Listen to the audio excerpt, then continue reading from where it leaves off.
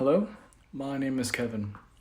This video is going to be lengthy and it's going to be about a very crucial topic for Anglo-Saxon spirituality, by extension Germanic spirituality, is explaining in full detail, to the best of my ability, of what is a god, okay? Or what is a deity, if you will. And I have to stress that I am not a guru, though I am a student of one, and my guru's name is Sri Dharma Acharya, as well as a lot of what I'll be saying will be from the Vedic scriptures themselves, as well as the teachings of His Divine Grace A.C. Bhaktivedanta Swami Prabhupada. Okay.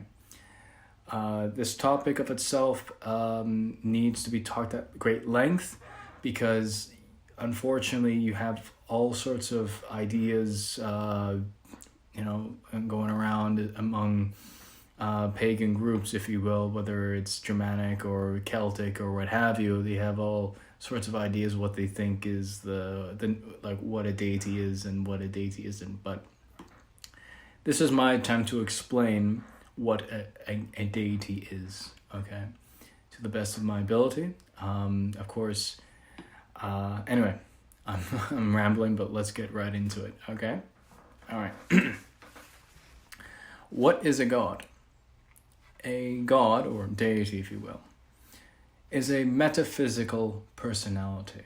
And I'll explain what that mouthful means. So metaphysical, or metaphysics, if you will. So meta means beyond. So beyond physical. So it's beyond our senses, all right?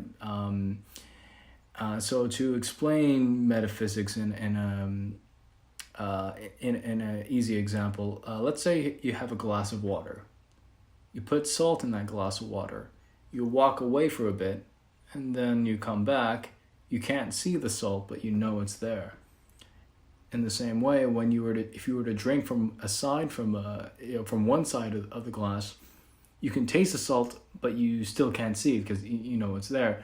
Same thing if you were to drink from any side of the same glass, you can't see the salt, but you still experience it. You still taste it, if you will.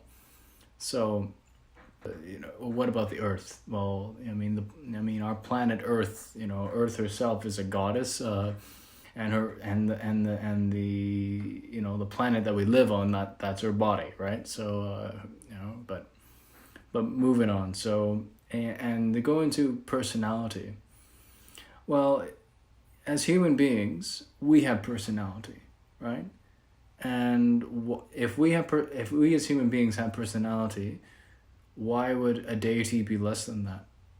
Of course they would have a personality, and because they're personalities, we address them personally.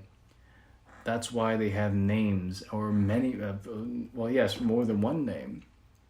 Because you have countless of epithets, to describe the things that they do and whatnot, and they're very much a person, a metaphysical person, of a higher degree than you and I, and I'll elaborate later on that. So that is a key thing to bear in mind. So a deity, in a very concise way of explaining, is a metaphysical personality.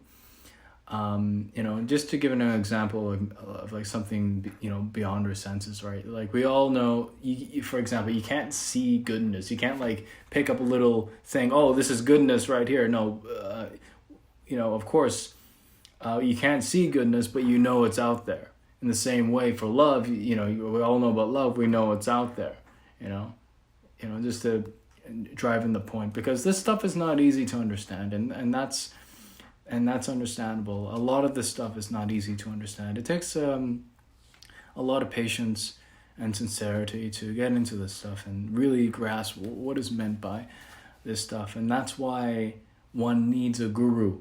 One needs someone who knows more than the other to really understand this stuff, because that's something to bear in mind. Anyway, but let's carry on. Yes, a deity is a personality as well. as an aside, for example, the earth is a personality, is a goddess or whatnot. Then it brings in the question of the sun and moon, but someone may ask, oh, but in my culture the moon is this masculine, or the sun is this gender, what have you. One has to bear in mind that these deities, the devas, the speak in Vedic terms, that you have to understand that these gods, they're in families and whatnot. So if you have, like, for example, you have Surya, who's a male deity, and let's say some other culture has, like, let's say a sun goddess. Well, how do you reconcile that? Well, you do that. It's under the understanding that these are these families. These gods are also families, right? So a sun goddess would be like the daughter or like a female family member of of the sun, all right, or of the moon, or what have you. Okay, so now that's out of the way. They are real. Yeah, they are real. They're real as you and I. And to back this up, I'm gonna read an excerpt, a purport of Canto 2, chapter 3, verse 3 of the Srimad Bhagavatam. The Srimad Bhagavatam is a very valuable form of Vedic scripture, and here's what A.C. His Divine Grace A.C. Bhaktivedanta Swami Prabhupada says. Apart from the gross materialists who care very little either for God, as in the highest, or for the demigods, lower divinities and whatnot, like the devas, and anyway. The Vedas recommend worship of different demigods for different benefits. And so the demigods are neither false nor imaginary. The demigods are as factual as we are. But they are much more powerful due to their being engaged in the direct service of the Lord and managing different departments in the universal government. Okay, so what I'm trying to say here is that when me saying the gods are real is not my opinion.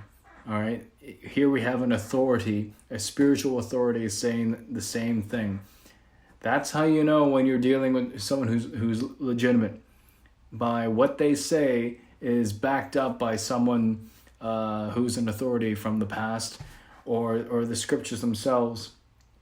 Confirm that, right? Confirm that. All right. But I also want to read out another quote from His Divine Grace. To go even further into this, as you have God here.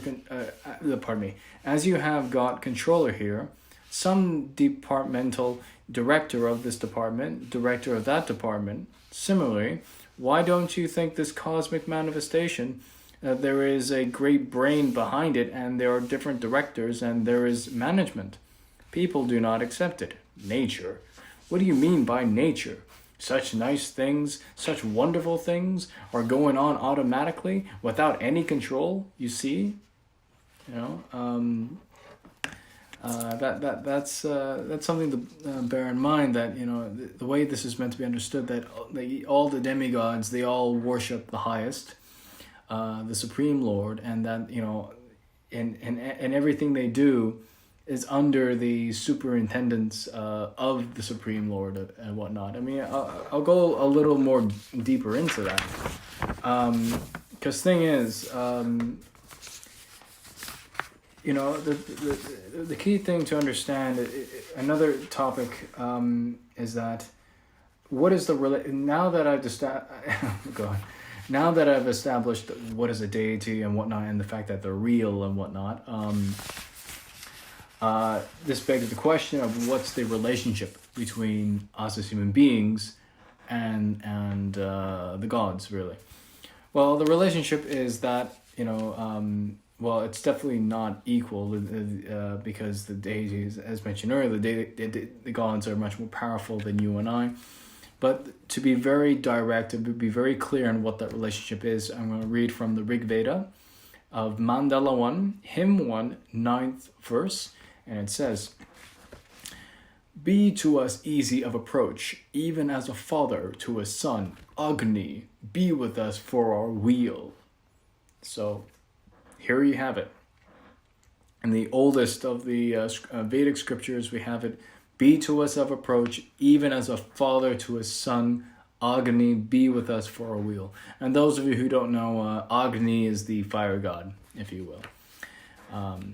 And his name in Old English would be, I'm assuming, Fyr, which is Old English for fire. So it's. But the key thing here is that as a father to his son. All right. I mean, of course, a son learns from his father, or what have you, right? So that is the relationship, that we are not equal to a deity. In fact, that it's like it's like a father to a son, a teacher and a student. So that's kind of the context. So that is the context as I've read from the scripture here. But just to go further, of like the hierarchy of like the gods and stuff like that, I think it's important to read this out as well, to get a further and deeper understanding of this. I'm going to read some scripture from the Srimad Bhagavatam of Canto 5, Chapter 5, verse 21 to 22. So, and this describes like the hierarchy of like pretty much living entities and the gods and whatnot. So they give a fuller understanding of this stuff.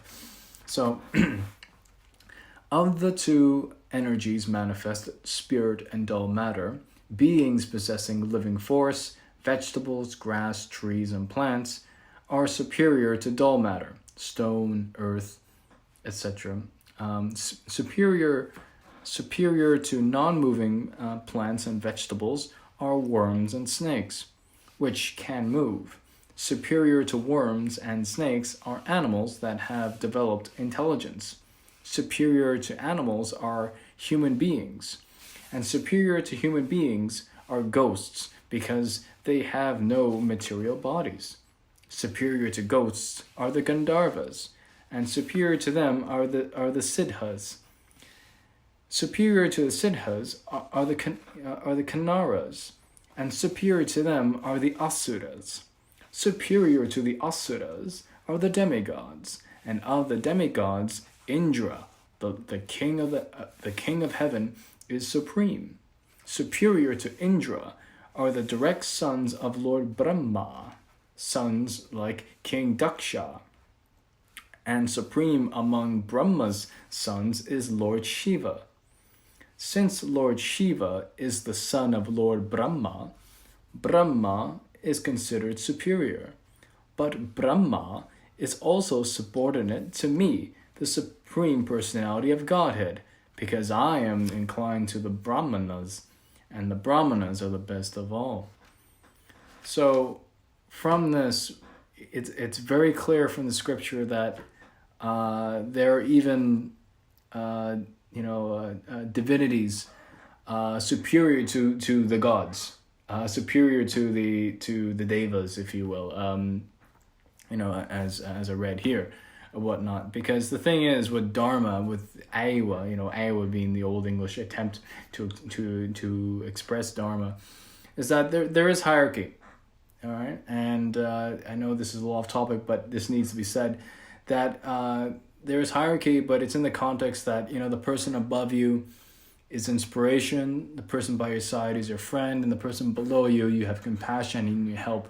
Yeah, it's using words like superior, but it's not meant in a mean, like angry sort of way or what have you, putting down anyone. No, the idea, the Dharmic way is to have compassion for those below you and whatnot. So, so that's the, the hierarchy right there. And it's just to emphasize that we are not equal to the gods.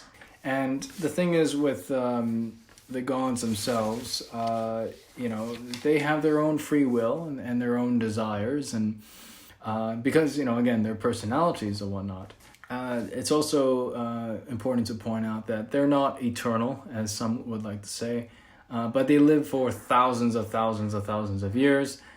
How many? I don't know. Again, I am not a guru. I may know a bit of this stuff, but for little like factoids like that, how long does a demigod live for? That I don't know. I just know that they live for thousands of years, that they don't live forever. All right. So again, for something like that, I would have to ask Shri Dharma Acharya or something like that. Because again, we can't just mentally speculate our way into this. We have to ask someone who knows, who has the truth. We can't just declare ourselves. No, we need to have the guidance of a guru and whatnot. So, but another thing to point out is with people may wonder why worship a demigod, why even bother with a demigod, or with a deity. Well, the thing is, what comes with worshiping a deity and having a personal relationship with a deity is that there are certain benefits that come with it. So if you worship and do the right procedures and whatnot, each of the gods give different things and whatnot. And I'll read a long list so you guys can have a better understanding. Okay, so just to reiterate, these are personalities that we give our obeisances to, our respectful obeisances to, that we are not equal to these deities in any shape or form, and whatnot. But like the context is that we were meant to have a loving relationship, a personal relationship with these divinities and whatnot. And some of the motivation behind people who would want to have a relationship with the deity is because there are certain benefits by worshiping that deity. Because there are things in the Vedic context, you have what is called a boon. So if you, which is kind of like, I guess, the equivalent of saying like a wish almost. So yeah, there are certain benefits that one gets when they worship a particular demigod or demigoddess, and to go in great depth of that, I'm going to read an excerpt from the Srimad Bhagavatam, Canto 2, Chapter 3, verse 2 to 9, and this goes into great detail of like the boons one can get and whatnot, and but the thing is, you got to bear in mind that like these boons of themselves have a beginning and an end. And before I get into it, it has to also be said that when it comes to worshiping a demigod and whatnot, that's okay. It's not like the thing is, how can I word this? The thing is that there's freedom within Dharma, or Aiwa, if you will, the Old English attempt to express Dharma, that everyone has their own preferences or whatnot, or this or that deity. It's understood that in the next life one can change their mind or whatnot. In the Bhagavad Gita, and this is top of my head, on top of my head, in the Bhagavad Gita it says those who worship the ancestors go to the ancestors. Those who worship the demigods are born in the heavenly planets of the demigods, and those who worship ghosts and spirits go to them, or what have you. And those who worship the Supreme Lord go to him and whatnot. So yeah, so there's a lot of freedom within Dharma, or Aiwa, if you will, but just to go back onto this, I know I'm kind of sidetracking, but this extra stuff needs to be said, to understand the full context. I mean, To understand anything, you need to understand it on its own terms and in full detail. Anyway, so let's get reading of the Srimad Bhagavatam, Canto 2, Chapter 3, verse 2 to 9. And this is about the benefits behind worshipping. This is a list of things of what one would get, if they were to worship a particular demigod or goddess. Here we go.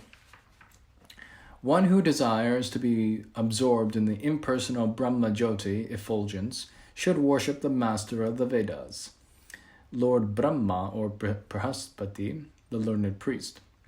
One who desires powerful sex should worship the heavenly king Indra, and one who desires good progeny should worship the great progenitors called the Prajapatis. One who desires good fortune should worship Durga Devi, the superintendent of the material world. One desiring to be very powerful should worship fire, and one who aspires only after money should worship the Vasus. One should worship Rudra incarnations of Lord Shiva if he wants to be a great hero. One who wants a large stock of grains should worship Aditi. One who desires to attain the heavenly planets should worship the sons of Aditi.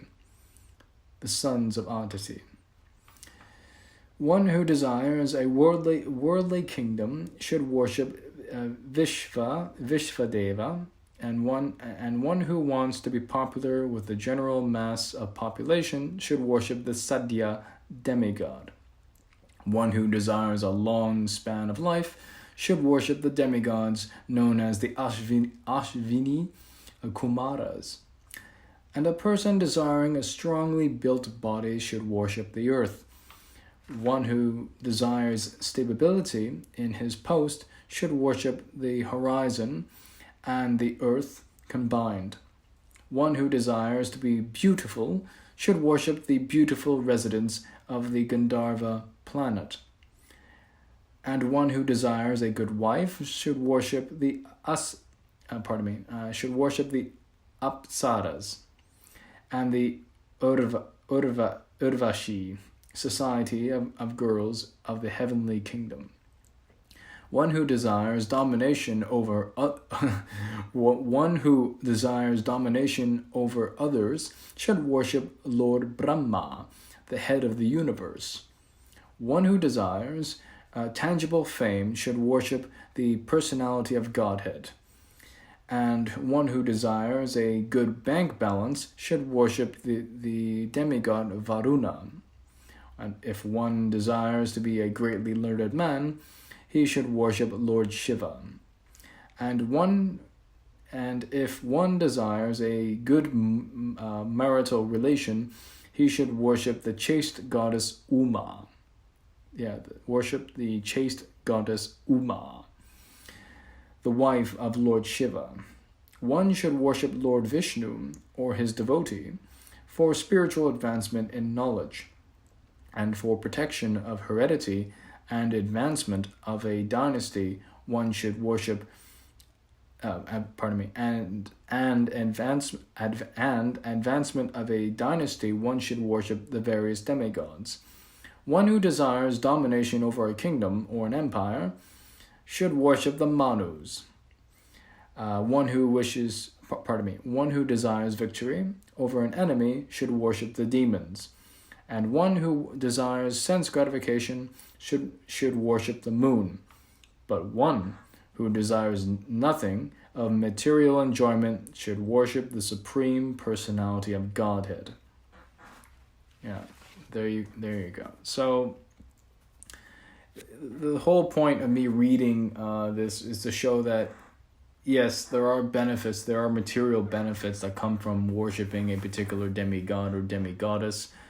But the thing is, these benefits have a beginning and an end, and it should be said that to give the deity respect, when one should have a relationship with the deity, it should be a sincere one. It shouldn't, like, but that's something that should be said. But yeah, so that is that. And the last point I want to talk about is, it's a very important one.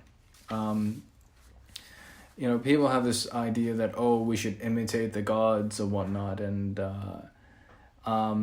that is not recommended. What you can do is, like, okay, so if you hear about a god doing a deity in a story doing, from the Vedic scriptures or Vedic scriptures, and that the god is doing something good and that inspires you to do something good, a good deed, okay, cool. But thing is, we can't, as human beings, we have our own limitations. We can't imitate a god or goddess because they're vastly superior to us. Like, for example, there's a story of Lord Shiva drinking poison. That's not instruction for us to drink poison. We are not a demigod or whatnot. We're not Lord Shiva, right? In a more earthly example, Mother Earth, the Earth herself, she tolerates animals passing stool and urine on her body. What human can tolerate that, right? So this idea of us imitating the gods because reasons, it is just it's just going to lead to lead to problems and misunderstanding, right? So because thing is, you got to bear in mind that because these gods themselves, like, they're not the highest, like when I say the highest, I mean like the supreme personality of Godhead, who never goes under illusion or what have you. But these lesser divinities, like the devas or the gods, if you will, they can, they make mistakes. They're not perfect, so to speak. Only the supreme personality of Godhead is perfect and whatnot. So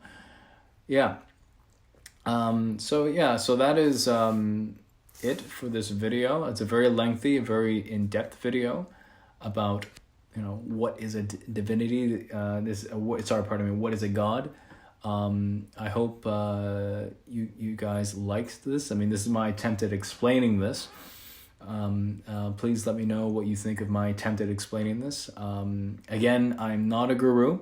I'm a student of Sri Dharma Pravartika Acharya. Anyway, thank you for watching. Please subscribe for more videos, and I'll see you next time. Bye-bye.